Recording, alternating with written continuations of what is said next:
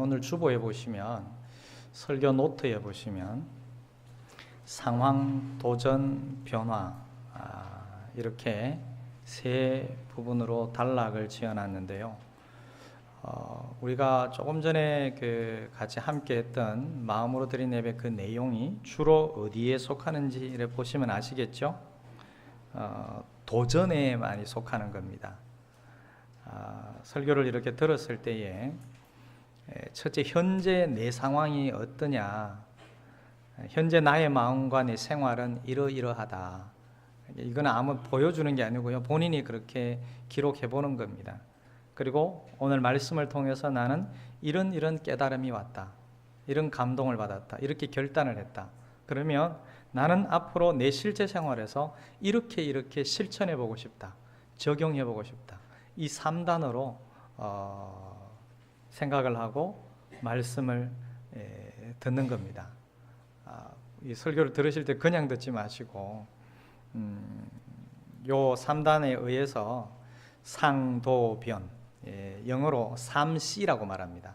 Context, Challenge, Change, 3C라고 말하는데 이 3C 구조를 근거로 해서 이렇게 들으시고 적용하시면 많이 도움이 될 겁니다. 설교를 듣고 이렇게 나눔을 할 때도 이것을 기준으로 듣고 나누면 좋습니다. 내 상황은 예를 들어서 내 상황은 지금 아침에 집에서 별로 안 좋은 일이 있었는데, 예를 드는 겁니다. 부부 사이나 자녀들과 다툼이 좀 있다든지 트러블이 생겨서 별로 지금 마음 상태가 별로 안 좋은데, 오늘 말씀 들으니까 주님께서 서로 사랑하라 그러고 먼저 손 내밀라 그러고 먼저 용서하고 용납하라 그러신다. 그런 도전을 받았다. 이게 두 번째 도전이에요. 그러면 내가 어떻게 해야 될 것인가? 오늘 집에 가서 내가 먼저 미안하다고 얘기해야 되겠다. 여기까지 가는 게 적용이에요. 그렇게 설교를 들으시면 여러분에게 큰 도움이 되고 말씀이 실제 생활과 연결이 되는 겁니다. 그게 바로 삶으로 말씀을 읽어내는 거예요. 그냥 귀로 말씀을 듣는 것에서 끝나는 게 아니라 내 생활로, 삶으로 말씀을 그 다음에 읽어내는 거예요. 이게 살아낸다라는 말도 되는데, 여러분 이것을 기준으로 해서 말씀을 듣는 시간이 됐으면 좋겠어요. 오늘은 계속되는 마태복음 이야기입니다. 너희가 그들에게 먹을 것을 주라라는 주제로 말씀을 나누겠습니다. 마태복음 14장 1절부터 12절의 그 내용, 앞에 부분의 내용이 무엇이냐면, 메시아 길을 닦으며 회개의 세례를 전파하던 신실한 종 세례 요한이 순교했습니다. 예수님은 이때부터 본격적인 메시아 사역을 시작하셨다고 봅니다. 그리고 일부 사람들은 예수님의 사역을 보면서 죽은 세례 요한이 환생해서 사역하는 것으로 오해를 했습니다. 예수님께서 세례 요한이 죽었다는 소식을 들었을 때 그것은 결코 기쁜 소식이 아니었겠죠. 그러면 그 마음이 어땠을까요? 동료를 잃은 슬픔에 마음이 굉장히 많이 아팠을 것 같습니다. 동시에 또한 예수님은 세례 요한의 죽음을 자신의 죽음에 대한 예고로 받아들이셨기도 했고요. 그 이후에 예수님은 빈들로 가셨다고 성경 기록하고 있습니다. 아마도 동료를 잃은 슬픔, 그 아픈 마음에 조용히 있고 싶은 마음이 있었지 않을까, 그런 생각을 해봅니다. 그런데 그 예수님을 많은 무리들이 따라왔습니다. 무리들이 빈들에서 해가 저물 때까지 따라다니느라 쫄쫄 굶었습니다. 그리고 그 굶주린 무리들을 예수님께서 배부르게 먹이심으로써 자신이 생명의 양식을 주는 메시아라는 사실을 선명하게 보이신 사건이 오늘 말씀의 내용입니다. 자, 예수님께서 잠시 빈들로 몸을 피하셨는데요. 이 빈들은 하나님께서 이집트에서 종살이하던 이스라엘 백성들을 구원하시고 광야에서 만나와 메추라기로 그들을 먹이셨던 그 사실을 생각나게 하는 장면입니다. 베세다 빈들에서 빵 5개와 물고기 2마리로 많은 사람들을 배불리 먹이시고 남은 것을 12광줄이나 거두는 정말 빛나는 이적을 보여주심으로써 예수님이 바로 하나님이시며 그 백성에게 생명의 양식을 주실 수 있는 분이심을 알려주셨습니다. 여기서 우리가 받을 수 있는 교훈이 뭐냐 하면 주님이 함께 하시면 무엇을 먹고 무엇을 마실까 염려하지 않아도 육신의 굶주림뿐만 아니라 영적인 굶주림까지도 넉넉하게 해결될 수 있음을 믿읍시다.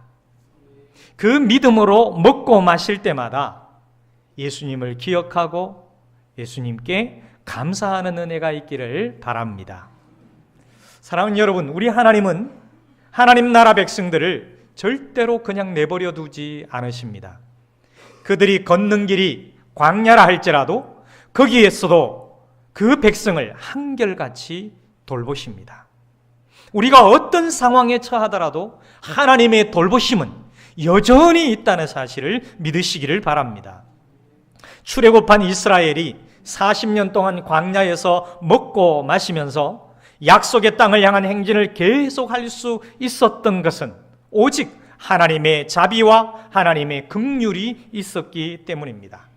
비록 고단한 광야길이었지만 그곳에서 그들은 그 역경을 훨씬 뛰어넘는 하나님의 자비와 긍휼을 풍성하게 맛볼 수 있었던 거지요. 제자들이 예수님을 따라서 빈들까지 온 무리들을 돌려보내려고 했습니다. 하지만 예수님은 빵 5개와 물고기 2마리로 많은 무리들을 배불리 먹이셨죠. 하나님의 능력이 무한하다는 것을 깨달을 수 있는 대목입니다. 여러분, 정말 그 하나님의 능력을 믿으십니까? 정말 예수님이 빵 5개하고 물고기 2마리로 그 많은 사람들을 다 먹였을까? 여러분, 그 궁금하지 않으십니까? 오늘 제가 그 궁금증을 해결해 드릴 일은 없습니다. 이것은 믿느냐 안 믿느냐의 문제지 어떻게 먹이셨을까? 어떤 방법으로 막 떼니까 또 생기고 떼니까 또 생기고 막 떼놓으니까 또 막 많아지고 그렇게 우리가 추측할 필요는 없습니다. 하나님의 능력을 믿느냐 믿지 않느냐, 이것은 믿기 싫으면 안 믿으면 됩니다. 그러나 우리는 하나님의 무한한 능력, 전능하심을 전제하고 살아가고 있습니다. 그리고 그 하나님의 능력을 믿고 있습니다. 그래서 이것이 성경에 기록된 글이지만 이것이 역사적 사실이라고 우리는 믿는 거지요. 예수님에게 너무 작은 것이라는 게 있을까요? 예수님에게, 주님에게 너무 부족한 것이라는 게 있을까요? 저는 없다고 생각하고 없다고 믿습니다. 너무 작거나 너무 부족하다는 것은 누구의 생각일까요? 우리의 생각입니다. 아무것도 할 수 없다는 것, 우리의 생각입니다. 그러나 하나님의 능력을 믿는다면 그 믿음으로 주어진 삶에 최선을 다하시기를 바랍니다. 여러분, 이 11월 달에 들어오고 12월에 들어가면 갑자기 우리 한국교회에 겸손한 사람들이 막 많아집니다. 왜 그럴까요? 무슨 얘기일까요? 목사님, 저는 부족해요. 저는 너무나 할 수 있는 게 없어요. 전 너무 모자랍니다. 저 같은 게 내년에 한 해 쉬겠습니다. 저는 너무 부족해서 저 이름 좀 빼주세요. 1년 동안 그 얘기 안 하다가 11월만 넘었으면 왜 그렇게 낮아지는 사람들이 많은지요.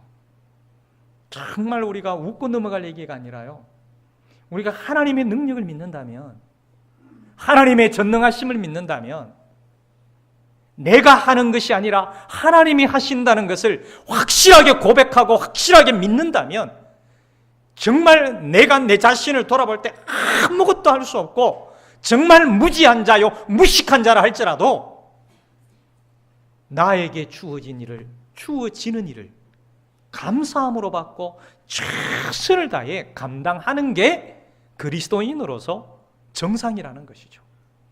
그게 진실한 믿음의 삶의 모습이라고 저는 생각을 합니다. 저는 우리 가운데 우리의 모습들이 정말 이렇게 성장해가는 그런 은혜의 모습들이 있었으면 좋겠습니다. 이제 베세다 빈들에서 해가 저물어 갑니다. 여러분, 적어도 1만에서 2만 명에 가까운 무리들입니다. 이 굶주린 무리들을 먹이는 일, 도무지 엄두가 나지 않는 일이라는 데는 여러분도 동의할 겁니다. 무리를 마을로 흩어보내어서 각자 먹을 것을 사 먹게 하자는 현실적인 대안, 그 대안 외에는 다른 방법을 찾지 못하는 그 제자들을 향해서 예수님께서, 주님은 너희가 그들에게 먹을 것을 주라고 뜻밖의 명령을 내리십니다. 만물의 주인이신 주님께서 함께 하심을 믿는 믿음으로 이 불가능해 보이는 일을 기꺼이 감당하라는 것이라고 저는 생각을 합니다. 아주 작은 것이라도 주님 손에 믿음으로 드리는 것이 주님의 능력을 드러내는 지름길입니다. 하찮아 보이는 것이라도 주님께 정성껏 믿음으로 드리면 주님께서 위대하게 사용할 것입니다. 우리가 알고 있는 것은 여기까지입니다. 자, 이제 두 번째 해석이자 너희가 그들에게 먹을 것을 주라. 두 번째 묵상입니다. 이것은 제자들의 책임이자 우리의 책임이라고 저는 생각을 합니다. 주님은 자신 앞에 있는 사람들에 대한 책임이 주님 자신에게 있다고 생각하신 것이죠. 그래서 제자들에게 요청하신 것입니다. 너희가 그들에게 먹을 것을 주라. 세상을 향한 책임입니다. 이 세상이 굶주리고 고통받는 것이 우리 주님의 책임이요, 동시에 주님의 제자된 우리의 책임이라는 것이죠. 주님은 자신의 책임이라는 것을 알고 있어요. 그래서 제자들에게 너희가 그들에게 먹을 것을 주라. 이제 우리가 책임져야 될 것이 아니냐? 저 굶주린 무리들을 너희들이 책임져야 되는 것 아니냐? 이 세상의 고통을 바라보면서, 이 세상의 아픔을 바라보면서 그냥 있을 것이냐? 주님의 음성으로 들렸습니다. 여러분, 같은 내용이 기록된 요한복음을 보면 빌립의 말이 나옵니다. 빌립의 말을 보면 빌립은 우리의 책임이 아니라고 아주 논리적으로 대답을 해요. 각 사람으로 조금씩 받게 할지라도 200데나리온의 빵이 부족합니다.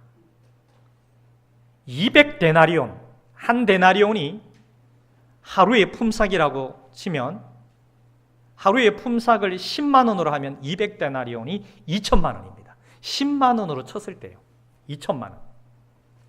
그럼 2만 명 치면 이게 미니멈 10,000명에서 맥시멈 2만 명까지 보거든요. 그때 많은 무리의 숫자가. 그러면 1,000원짜리 빵 하나 하면 2만 명이 먹으면 2천만 원이 필요하다는 거죠. 여러분, 1,000원짜리 빵 그렇게 안 커요. 요즘 1,000원짜리 빵 나오는 거 보면 보통 뭐 빵보다 조금 더 줄었더라고요. 작더라고요. 왜 싸냐 그랬더만은 진짜 1,000원짜리로 딱 줄였어요. 황 집사님, 그 1,000원짜리 빵 하나 한 끼 욕이 되겠습니까? 안 되죠. 최소한 2개는 먹어야 돼요. 근데 1,000원 한 개로 봤을 때 그만큼 돈이 든다는 거예요. 이 빌립은 그렇게 말합니다. 우리의 책임이 아니고 심지어 책임이 없다는 겁니다. 논리적으로 얘기를 합니다. 맞습니다. 이 많은 사람을 우리가 어떻게 다 책임지냐 이런 거죠. 실제로 빈들에서 2만 명을 먹일 책임이 제자들이나 예수님에게 있는 것은 아니에요. 오라 그랬던 적도 없잖아요. 그냥 자기들이 자원해서 따라왔는데, 그때 누가 등장합니까? 안드레가 등장합니다.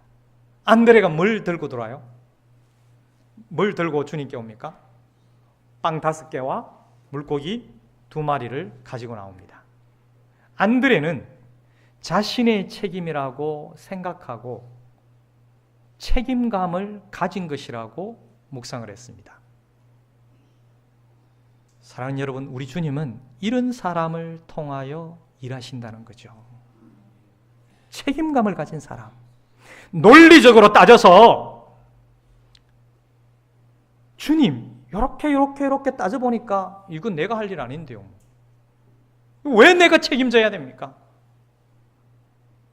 이 세상에 아픈 사람이 있는 것, 이 세상에 약자들이 있고 이 세상에 을이 갑에게 당하는 그런 고통이 내 책임입니까? 여러분, 이런 사람은 기도도 안 합니다. 약자들을 위해서 기도도 하지 않습니다. 오늘날도 자신의 책임이라고, 자신을 향한 하나님의 부르심이라고 느끼는 그들을 통하여 하나님은 일하신다는 것입니다. 이것을 알고 행해야 합니다. 여러분, 이게 왜 나의 책임입니까? 라고 논리적으로 따지지 말고 내 책임이라고 느끼고 생각할 때에 하나님은 그만큼 사용하신다는 거예요. 교회 공동체가 바로 그렇습니다. 이게 내 책임이다, 내가 해야 될 일이라고 생각할 때에, 느낄 때에 그분이 일하는 겁니다. 그리고 하나님은 그분을 통해서 일하시는 거죠. 내가 그것을 느낀다면 하나님은 그것을 느끼는, 책임을 느끼는 나를 통해서 일하신다는 거예요. 내가 거기에 대해서 책임을 느끼지 않으면 하나님이 나를 통해서 일하실까요? 여러분, 주님은 빌립을 통해 일하신 게 아니라 안드레가 가지고 나온 그 책임을 보시고 일하셨던 겁니다. 안드레는 너희가 그들에게 먹을 것을 주라, 책임감을 느끼고 찾아서 들고 나왔다라는 것입니다. 여러분, 저는 우리 모두가, 우리 교회뿐만이 아니라 이 사회를 바라볼 때에 아픔과 고통과 연약함들을 바라보면서 내 책임이라고 느끼면 좋겠습니다. 그래야 그게 진짜 사랑이 이루어지는 거예요. 여러분, 자녀들을 키워보면 그렇습니다. 어떤 자녀들은, 자녀들 중에서도 집에 열심히 청소 잘하는 애가 있고 청소 잘 안 하는 애가 있어요. 여러분, 자녀들이 청소를 열심히 잘할까요? 엄마가 청소를 열심히 잘할까요?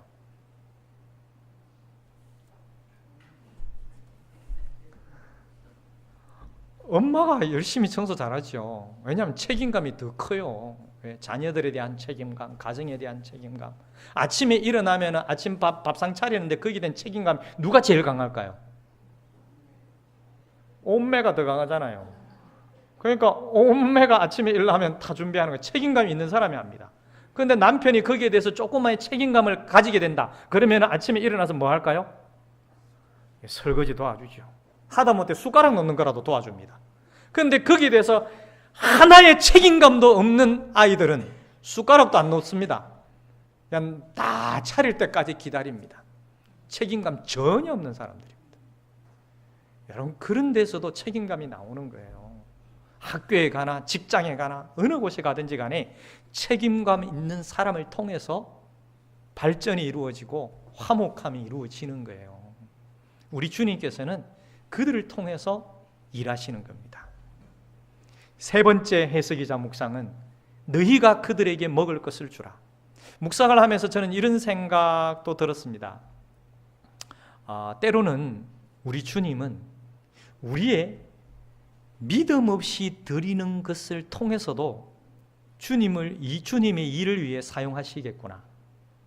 내가 믿음이 없어도 그냥 드리기만 해도 주님은 그것을 통해서 일하실 수도 있겠구나. 반드시 믿음을 가지고 드려야 하나님이 받는 것은 아니겠구나라는 생각을 했습니다. 여러분, 안드레가 들고 나갈 때에 하나님께서 이 5,000명을 요거 가지고 반드시 다 먹여버리고 12강줄이 좀 남을 거야 믿습니다 그러고 드렸을까요? 저는 아무리 성경을 읽어봐도 그게 아닌 것 같아요.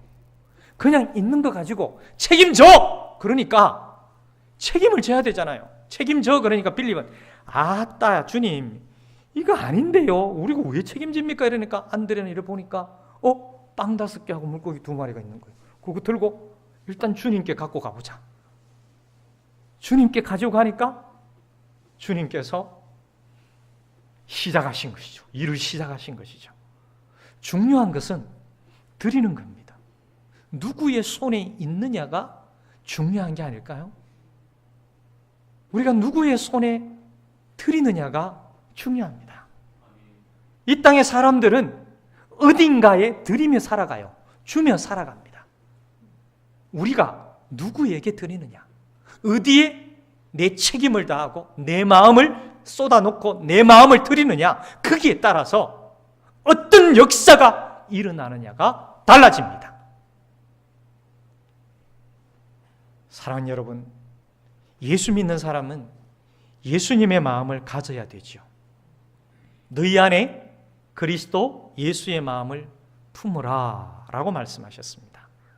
예수님의 눈을 가지고 예수님의 귀를 가지고 이 땅에서 굶주린 이들의 고달픈 현실과 탄식을 보고 들을 수 있어야 합니다.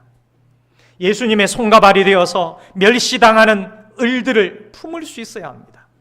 그리고 그들을 주님의 마음으로 도울 수 있어야 합니다. 이 땅의 아픔이 나 때문이라는 그 책임감을 가지고 우리가 기도할 수 있어야 되거든요. 추수감사주일에 그냥 하나님이 잘 먹고 잘 살게 해주신 것 감사합니다. 풍성하게 채워주신 것 감사합니다. 지진을 바라보면서 나는 안전하게 해주셔서 감사합니다. 우리가 이 차원에서 머물러서는 안 된다는 거예요. 거기에서 한 걸음 더 나가야 합니다. 아픔을 겪는 이들의 그 아픔을 돌아볼 수 있어야 되는 거죠. 물론 실제적으로 가서 도와주고 또 물질적으로 후원을 해주고 하면 좋겠지만 그렇게까지 못한다 할지라도 누가 말했던 것처럼, 어떤 목사님이 얘기했던 것처럼 그런 말을 해서는 안 된다는 거죠. 무슨 말이냐 하면 목회자들한테 세금 거둘라 그래가지고 지진이 일어났다고, 그런 소리 하면 안 된다는 겁니다. 정말 안타깝습니다. 정말 우리는 이 시대의 아픔과 이 국가의 아픔을 바라보면서 이 지역 속에서도 연약한 자들을 바라보면서 우리가 실천적으로 그들에게 다가가는 것, 주님의 눈으로 주님의 마음으로 다가가는 것, 너희가 그들에게 먹을 것을 주라, 그 말씀에 대한 책임감을 가지고 다가가는 게 바로 진정한 감사의 삶이라는 거예요. 어제 우리는 경로잔치를 했습니다. 지역에서 130여 분의 어르신들을 모시고 했습니다. 물론 1년에 딱 한 번 와서 식사하시고 선물 가지고 가시는데 혹시 어제 오신 분, 오늘 오신 분 계시나요? 어제 오셨던 분 중에 한 분도 없어요. 제가 8번째 부임하고 8번째 경로잔치를 하는데 토요일 날 오신 분들 중에서 주일 날 오신 분이 한 분도 없어요. 그래도 괜찮습니다. 하나님의 때가 언젠지 모르잖아요. 50명이 오더라도 100명이 오더라도 200명이 오더라도 그들에게 그 짧은 시간 속에 그들은 하나님을 모르기 때문에 예배도 드릴 수 없습니다.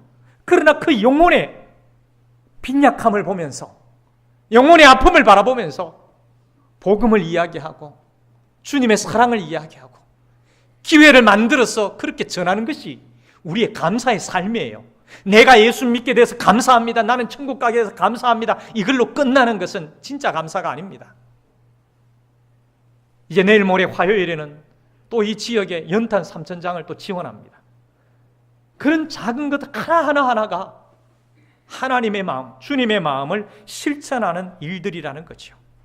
예수님의 손과 발이 되어서 멸시당하는 그런 사람들을 우리의 가슴으로 주님의 사랑으로 품어야 되는 거죠. 아주 작은 것이라도 주님께 먼저 내어놓을 수 있는 그런 책임감 있는 그리스도인들, 그리고 지금도 각 부서에서, 특히 주일학교에서, 찬양대에서 섬길 분들을 기다리고 있습니다. 여기에 우리가 어떤 자세를 가져야 될까요? 책임감을 가져야 합니다.